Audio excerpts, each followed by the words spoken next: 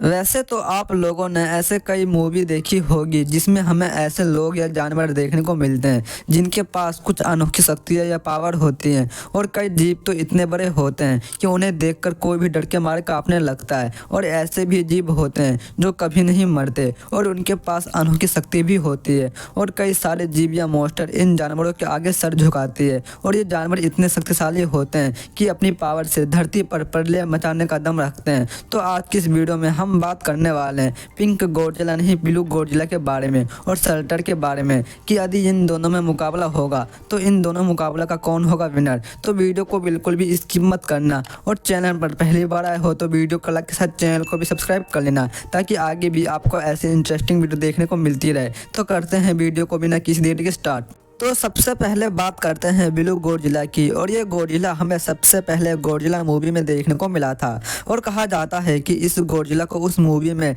टाइनोसोरस Godzilla कहा जाता था। और ये गॉडजिला इतना ज़्यादा शक्तिशाली था कि इसको किंग ऑफ द मॉन्स्टर भी कहा जाता है क्योंकि इस मॉन्स्टर ने मॉन्स्टर वर्ल्ड के सारे मॉन्स्टरों को हरा रखा है। इसलिए इस मॉन्स्टर को दूसरे मॉन्स्टरों का राजा भी कहा जाता है। और ये गॉडजिला हजारों साल तक जीवित रह सकता है, यानी ये बूढ़ा होकर भी बूढ़ा नहीं हो सकता। और ये गॉडजिला कब तक जीवित रह सकता है ये कोई नहीं जानता। और ये गॉडजिला बहुत से लोगों का फेवरेट भी है। अगर बात करें गॉडजिला की पावर की तो इसकी पावर बहुत ही ज़्यादा कमाल की होती है और इसलिए इस गॉडजिला को दूसरे मॉन्स्टरों का राजा कहा जाता है। और ये गॉडजिला एक ही पंच में बड़ी सी बड़ी इमारत को गिरा सकता है। और बात करें ब्लू गॉडजिला की एबिलिटी की तो ये बाहर से इतना ज़्यादा कठोर है कि इसके ऊपर किसी भी चीज़ का असर नहीं होता। और ये गॉडजिला आराम से मिसाइल को भी झेल सकता है, इसके ऊपर मिसाइल का भी कोई असर नहीं होता। अगर गॉडजिला को हल्की सी भी चोट या खरोच लग जाती है तो ये बहुत ही जल्दी उस पार्ट को रिकवर कर लेता है, यानी ये गॉडजिला अमर के समान है, तभी तो इसके ऊपर किसी भी चीज़ का असर नहीं होता। और सबसे पावरफुल अटैक की बात करें तो इसका सबसे पावरफुल अटैक एटॉमिक ब्रीथ है और वो अपने डोर्सल प्लेट से अपने एटॉमिक ब्रीथ को चार्ज करता है। यानी ये गॉडजिला जितनी ज़्यादा अपने डोर्सल प्लेट्स में एनर्जी इकट्ठा करेगा उतनी ही ज़्यादा इसका एटॉमिक ब्रीथ खतरनाक और पावरफुल होगा।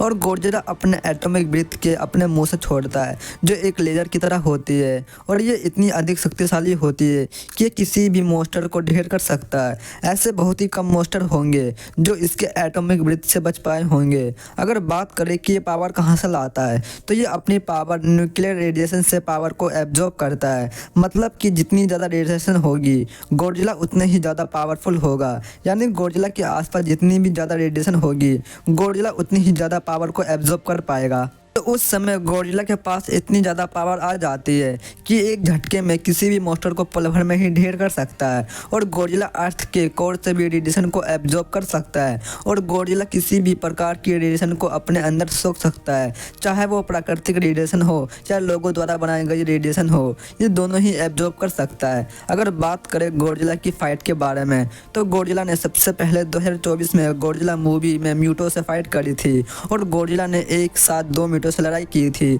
और म्यूटो का साइज भी गॉडजिला से जितना था और म्यूटो की बॉडी इतनी ज़्यादा सख्त थी कि गॉडजिला का कोई भी हमला म्यूटो पर काम नहीं कर रहा था। तभी गॉडजिला ने म्यूटो को हराने के लिए अपना एटॉमिक ब्रीथ म्यूटो के मुंह के अंदर मारता है, जिसके कारण म्यूटो वहीं पर ढेर हो जाता है। और गॉडजिला अपने ब्लू रूप में ही किंग गिडोरा से भी फाइट करता है। और गॉडजिला ने सबसे पहले Godzilla king of the monster में किंग गिडोरा से फाइट की थी, लेकिन उस फाइट में गॉडजिला हार गया था क्योंकि उस समय किंग गिडोरा का साइज गॉडजिला से काफ़ी ज़्यादा था और किंग गिडोरा दूसरे मॉन्स्टर को कंट्रोल भी कर सकता है। और मैं आपको बता दूं कि किंग गिडोरा पृथ्वी का मॉन्स्टर नहीं था, बल्कि ये किसी और प्लेनेट से पृथ्वी पर आया हुआ था। अब बात करते हैं मॉन्स्टर वर्ल्ड के शेल्टर के बारे में। शेल्टर को कई नामों से जाना जाता है, जैसे इसको जायंट मॉन्स्टर भी कहा जाता है और ये अपना ज़्यादातर समय मस्पलहाइम में ही बिताता है। और यही मॉन्स्टर था जिसने एसगार्ड का अंत कर दिया था। और इस मॉन्स्टर की कहानी भी हमें कहीं ना कहीं वर्ल्ड सर्पेंट से मिलती जुलती देखने को मिलती है,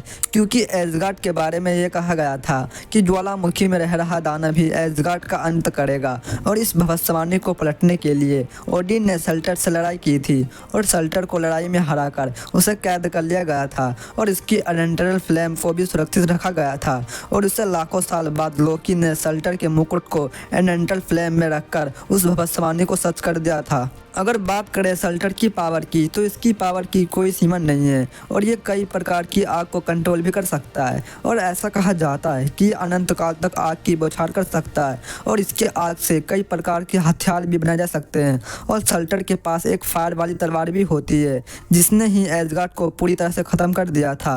और बात करें इसकी लंबाई की, तो ये 1000 फीट तक लंबा हो सकता है और इसके बारे में ये कहा जाता है कि सल्टर अमर भी होता है। अगर बात करें कि गोडजिला और सल्टर में कौन होगा विजेता, तो ये बता पाना काफ़ी मुश्किल है क्योंकि दोनों मोस्टर ही अमर है। आप लोग मुझे कमेंट में ज़रूर बताना कि यदि इन दोनों में लड़ाई होगी तो इस लड़ाई का कौन होगा विजेता।